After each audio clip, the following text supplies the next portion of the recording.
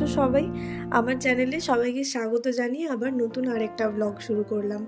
আজকের ব্লগটা না খুব একটা আনন্দের ব্লগ নয়। কয়েকদিন আগেই একটা ভিডিওতে বলেছিলাম মানুষের জীবনে এমন কিছু কিছু পরিস্থিতি আসে যে পরিস্থিতিগুলো মানুষকে না চাইলেও মেনে নিতে হয়। আর আমার জীবনেও সেই রকমই কঠিন একটা পরিস্থিতি এসেছিল। আমার জ্ঞানে দেখা আমার পরিবারের ভাঙন, মানে আমারই একজন খুব কাছের মানুষকে আমি কিছুদিন আগেই হারিয়েছি। এতদিন বড় হয়েছি কিন্তু এর মাঝে এই রকম কষ্ট আমি হয়তো আর কোনো ঘটনায় পাইনি। আসলে আমি নিজের কোনো মানুষকে এতদিন হারাইও নি ভগবানের কৃপায়। কিন্তু ওই যে মানুষের জীবনে আপনজনের মৃত্যু হলো এমন একটা শাস্তি যেটা বিনা দোষেই মানুষের কাছে আসবে এবং সেই শাস্তিটাকে মাথা পেতে নিতেই হবে, মেনে নিতেই হবে, কিছুই করার নেই। তো আমাকেও সেই রকমই মেনে নিতে হয়েছে। আমার মেসোমশাই, আমার একমাত্র মেসোমশাই কিছুদিন আগেই শারীরিক একটু অসুস্থতার কারণে আমাদের সবাইকে ছেড়ে চলে গেছেন। আর এই ঘটনাটা আমার মনে একটা গভীর দাগ কেটেছে। আসলে নিজের কাউকে প্রথমবারের জন্য দেখলাম চলে যেতে, যাকে আর কোনোদিনও হয়তো দেখতে পাবো না, হয়তো না, যাকে আর কোনোদিনও দেখতে পাবো না, যাকে আর কোনোদিনও, যার গলাটা শুনতে পাবো না। এখনো পর্যন্ত মেসোমশাইয়ের কথা মনে করলেই আমার মাথায় একটা এমন কথা ভাসে, মানে মা ছাড়া উনি আমাকে ডাকতেন না। তো সেই কথাগুলো আমি কোনোদিনই ভুলতে পারবো না, ওনার মুখটা, ওনার কথাগুলো আমি কোনোদিনই ভুলতে পারবো না। আর ওনার এই চলে যাওয়াটাও আমি খুব সহজে মেনে নিতে পারছিলাম না, কিন্তু ওই যে মেনে নিতে হবে, কিছু করার নেই। আর নিয়ম অনুযায়ী কিছুদিন পরেই ওনার আত্মার শান্তি কামনা করে যে অনুষ্ঠান, মানে কাজকর্ম হওয়ার কথা, সেইগুলোই হচ্ছে এখন। তো তার কারণেই আজকে বাপের বাড়ি আসা। আর এখানে মা জামা কাপড় কিছু দেখাচ্ছিল, যেগুলো মা কিনেছিল, আমি কিনেছিলাম দেওয়ার জন্য, সেগুলোই এখানে খুলে দেখাচ্ছিলাম। আর এই যে লাস্ট জামাটা, এই জামাটা মা নীলের জন্য এনেছিল, সবুজ জামাটা, কিন্তু এই সবুজ জামাটা নীলের হবে না, অনেক বড় হয়েছে। আর আমাদের বাড়ির ছাদে এই প্যান্ডেলটা হয়েছে, কোনো আনন্দ অনুষ্ঠানের প্যান্ডেল এটা নয়, তবুও কিছু করার নেই, নিয়ম অনুযায়ী করতেই হবে। মানুষ চলে যাওয়ার পরেও আমাদের অনেক নিয়ম থাকে যেগুলো আমাদের পালন করতে হয়, যাতে উনি যেখানেই থাকুন না কেন যেন ভালো থাকে, সেই হিসাবে। তো যাই হোক, শ্রাদ্ধ, ঘাটের অনুষ্ঠান, এগুলো ওদের বাড়িতেই হয়েছিল। আর আমার মাসির বাড়ি খুব কাছেই, তো যেটা নিয়ম ভঙ্গের অনুষ্ঠান সেটা আমাদের বাড়িতে হবে, কারণ ওদের বাড়িতে জায়গা একটু কম, তো সেই কারণে আমাদের ছাদে প্যান্ডেল হয়েছে। আর ওদের বাড়িতে গিয়েছিলাম আজকে আমি, নেহা, রাতুল।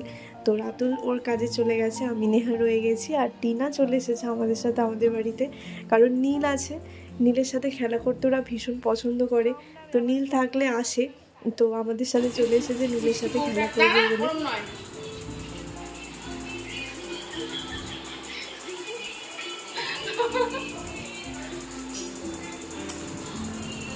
টাটা দাও, আমি বাড়ি যাবো, টাটা।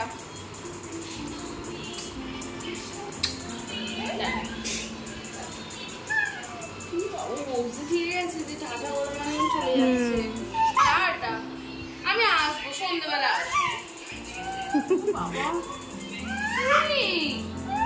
কোথায় যাবে, কোথায় যাবে, কোথায় বলো, কোথায় কোথায়? মামাকে টাটা করে দাও, মামাকে টাটা করে দাও। আচ্ছা নীল, টাটা, যাও, টাটা, টাটা, চলে যাও। টিনা পড়াতে যাবে, ওই জন্য বাড়ি চলে গেল। আর এদিকে আমার ভাইপো, মানে আমার মাসির নাতি, সে এসেছে কিছু টুকটাক জিনিসপত্র এখানে দিতে। কেনাকাটা সব কিছু করে ওখানে রাখা ছিল ওদের বাড়িতে, কিন্তু যেহেতু এখানে রান্না বান্না হবে তো জিনিসপত্র কিছু কিছু করে আনতে হবে। আর এখানে আমি আমার মায়ের কুমড়ো গাছটা দেখাচ্ছিলাম, খুব বড় হয়েছে জানো তো, অনেক বড় বড় পাতা হয়েছে। আর যেই দেখছে সেই বলছে যে এত বড় বড় পাতা। আর এখানে আরও কিন্তু অনেক রকমের গাছ আছে, আর এই গাছগুলোর ঝোঁক কিন্তু বেশি আমার বাবারই, মানে আমার বাবার গাছ বসানোর ভীষণ ভীষণ ঝোঁক, মানে গাছের প্রতি একটা আলাদাই যত্ন। তো আমার বাবাই হুজুক করে এই সমস্ত গাছপালাগুলো লাগায়, তারপরে বাবা তো সবসময় সময় পায় না, আমার মাও যত্ন করে গাছগুলোর।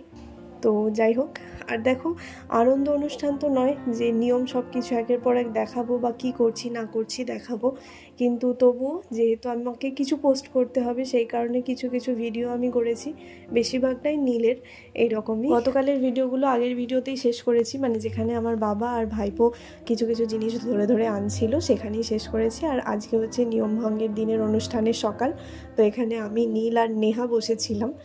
আর কিছুক্ষণ পরেই হয়তো নিমন্ত্রিতরা সবাই আসতে শুরু করবে। আর এইদিকে দেখো নীল সকাল সকাল ওর দাদুনের সাথে দোকানে গিয়ে এই ললিপপটা কিনে এনেছে, কিন্তু এখন আর ওর খেতে পছন্দ হচ্ছে না। আসলে কি বলতো, যখন প্যাকেটে মোড়া ছিল তখন ওটা খাচ্ছিল, কিন্তু প্যাকেট থেকে ভাবলাম খাচ্ছে বলে খুলে দিই। আসলে কোনোদিনও কিন্তু নীলকে এরকম কোনো লজেন্স দেওয়া হয় না, হ্যাঁ, লজেন্স চকলেট এইসব দেওয়া হয় না। ভেবো না যে এত ছোট বাচ্চাকে এইসব লজেন্স টজেন্স দিচ্ছি, ও কোনো দিনই খায় না। কিন্তু আজকেই দাদুনের সাথে গিয়ে কিনে এনেছে, মানে আমার বাবার কথা বলছি, গিয়ে কিনে এনেছে আর প্যাকেটটাই মুখে দিচ্ছিল যখন প্যাকেটের মধ্যে মোড়া ছিল।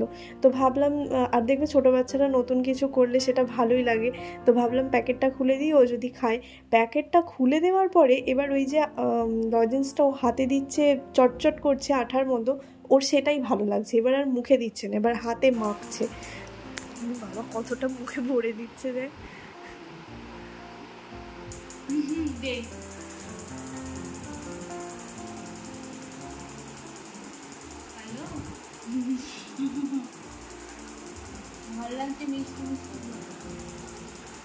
আমার ফোনটা খাবে বলেনি। চানু চানু চিনতে পারছো না? মিমিকে চিনতে পারছো না? ও ঘুমটা এখনো ভাঙেনি, আই উঠছে। যা নাঙ্গা পুঙ্গা করে দিল। নীলকে এবার একটু মা স্নান করাবে, ওই কারণে ওর জামা টামা খুলে দিল। আর এখানে আসলে না আমাকে ওইদিকে মানে বিশেষ চিন্তা করতে হয় না, মাই সব কিছু করে দেয়। ওকে স্নান করানো, ওকে খাওয়ানো, ওইদিকে আর কোনো মাথায় ঘামাতে হয় না। তো বাপের বাড়ি আসলে বাচ্চা হওয়ার পরে মেয়েদের এটাই একটা সুবিধা, তাই না? নিজের বাড়িতে যতই ছেলে ছেলে করে মাথা ব্যথা থাকুক না কেন, বাপের বাড়ি আসলে মায়ের ওপরে ছেড়ে দিয়ে হাঁপ ছেড়ে বাঁচা যায়। গামছা পড়াও, গামছা পড়াও, ভিডিও করতে গামছা পড়াও, গামছাটা পড়াও। তো কুলুকুলুটা দেখা যাচ্ছে না। খিম যাবে না বাবু, মিমির সাথে কথা বলো, কিন্তু খিম যাবে না, ঠিক আছে? বলবে বলো।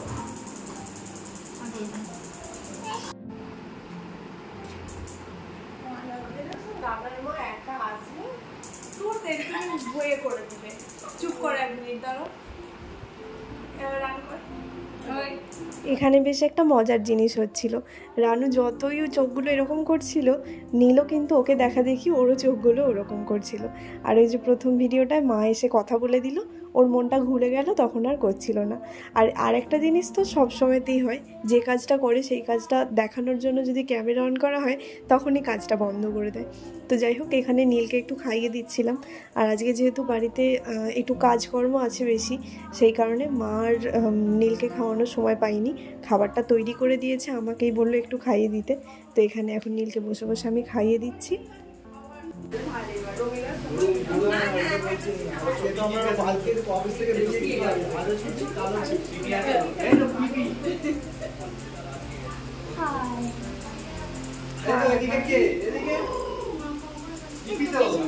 এদিকে সব নিমন্ত্রিতরাও আসা শুরু হয়ে গেছে, আর গল্প হচ্ছে। আর যেহেতু আজকে বাড়িতে নীল আছে, তো একটা অনুষ্ঠান বাড়িতে একটা বাচ্চা থাকলে হয় না, সেই বাচ্চাটাকে ঘিরে সবাই বেশ একটা হাসি মজা করে, তাকে নিয়ে হুল্লোড় করে একটা। নীলকে নিয়েও আজকে সেরকম ব্যাপারটা হচ্ছে। আর এই যে কাকিমাটা, এই নীলকে এত পছন্দ করে, শুধুই বলে যে আমাদের বাড়িতে একবার আয় না নীলকে নিয়ে, ওকে চটকাবো, আয় না নীলকে নিয়ে। কিন্তু কি বলো তো, এই তো বাপের বাড়ি আসা, সকালবেলা আসি বিকালবেলা চলে যাই এরকম, তো আন্টির বাড়িতে যাওয়া আর হয় না। আর এখানে নীলের এখন ওই যোগু দাদাটাকে চাই।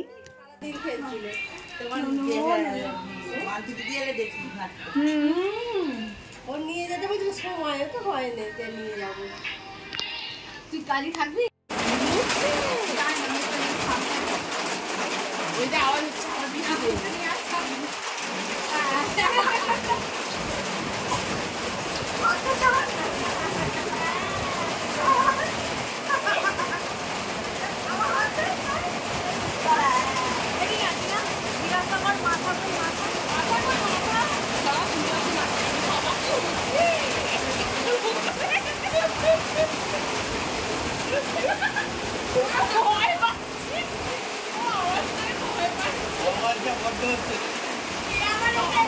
এই দেখো, এটা আমার মাসির ছোট নাতি। কালকে যে আসছিল সেটা বড় নাতি, এটা ছোট নাতি। আর ওই যে বাইরে ওইখানে আমার বাবা, এক মাসি আর মেসো দাঁড়িয়ে গল্প করছিল। আর এদিকে তো নীরের টিনা মিমি, নিশা মিমি, দিশা মিমি, রানু মিমি, নেহা পিপি সবাই ছিল।